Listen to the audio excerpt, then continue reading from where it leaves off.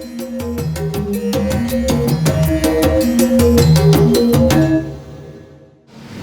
morning, everybody. Good morning. So, welcome, everybody. My name is Comandulli. I'm an anthropologist at UCL, but I'm from Brazil.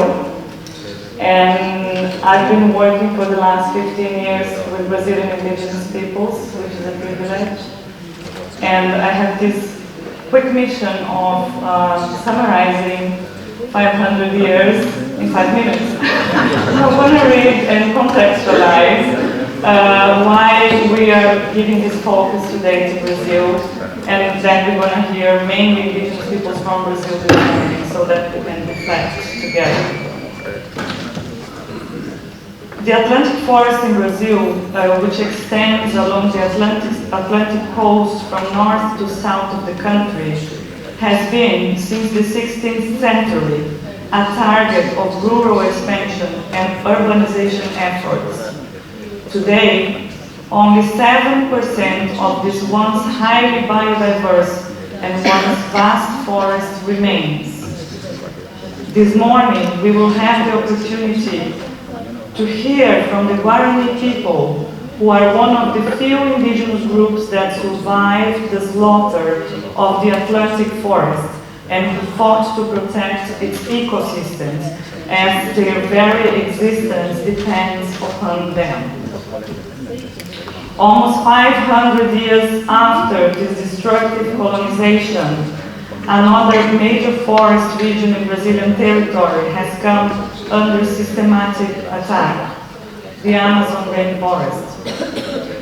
The 1970s and 1980s were marked by escalating deforestation of the Amazon. Those were times of protests and of social mobilization, when forest peoples were at the front lines of the struggle for the acknowledgement of their existence as peoples with rights and as peoples with their own territories.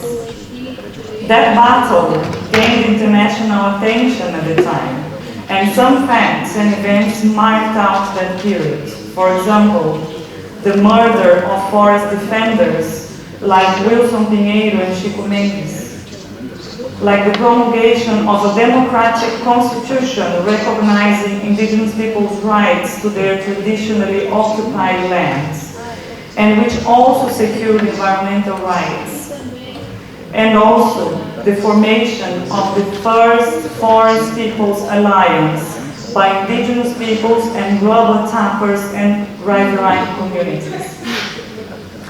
The United Nations Conference Rio 92 brought international awareness and agreement that the healthy future of our planet is a global challenge and a global responsibility. Brazil did, to a reasonable extent, its homework and became a role model. At present, for example, in Brazil there are more than 2,000 protected areas and more than 700 titled indigenous lands. Specific policies were put in place to implement indigenous people's rights, as well as policies, programs, and mechanisms to protect the country's biodiversity, which over the 2004-2012 period led to a decrease of deforestation by 80%. There was still much more to be done, but unfortunately the current government in Brazil, in power since January 2019, arrived ready to dismantle the policies, institutions, and mechanisms that had been established to help secure environmental rights and the rights that indigenous peoples had long fought for. The governmental agenda at present is set to extract the richness of the Amazon in the name of economic development, with a strong emphasis on the expansion of the agribusiness and mining sectors. Brazil's National Institute for Space Research registered approximately 2,254 square kilometers of the Amazon were cleared in July, only in July this year, an increase of 2,000 278% in relation to the same period of the previous year. This deforestation is equivalent to an area roughly the size of Luxembourg. As we speak, the Amazon is burning. We have a new wave of attacks on the largest and most biologically diverse tropical rainforest of the world. But what is different today in comparison to the 1970s and the 1980s when the Amazon was already being attacked? The technology to destroy forests has improved and can make it happen quicker. The world population has doubled, consumption demands and waste production have massively increased, while inequality, access to natural resources, and the impacts of climate change continue to negatively affect our environment and especially marginalized communities. Science has developed plenty of evidence on the environmental destruction caused by human-induced climate change.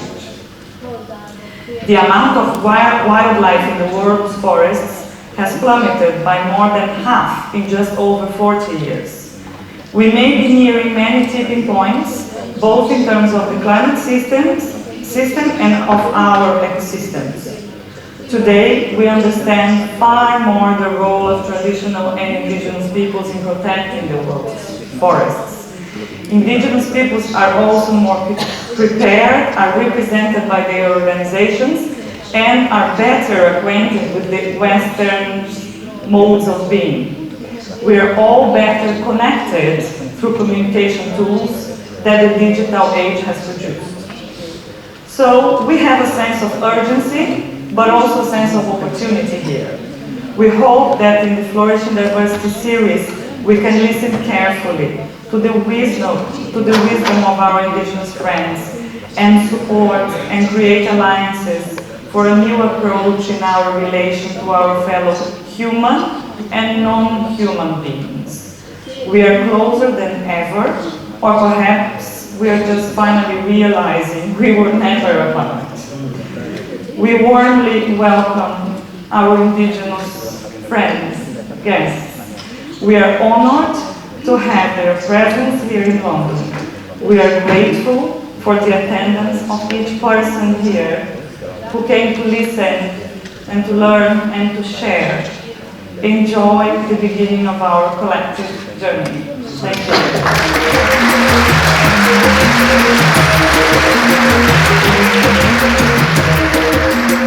you.